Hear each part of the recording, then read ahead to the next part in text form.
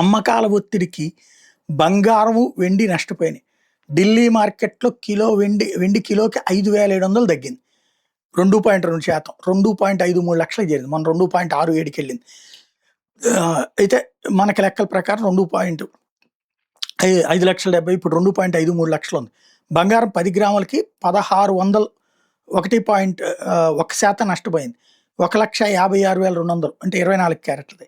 కాల్పుల వివరణ పరిణామాలకు సంబంధించిన వారాంతంలో వచ్చే తాజా అప్డేట్లని ముందే ఇన్వెస్టర్లు అప్రమత్తత పాటించారు.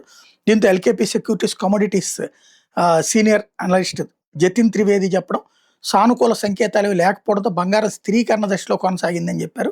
హార్ముజ్ జలసంధి పూర్తిగా తెరుస్తున్నట్టు ఇరాన్ ప్రకటించడంతో అంతర్జాతీయ మార్కెట్లో బంగారం, వెండి దూసుకెళ్ళి గోల్డ్ ఔన్స్కు 2% పెరిగింది, $4,900 పైకి చేరింది.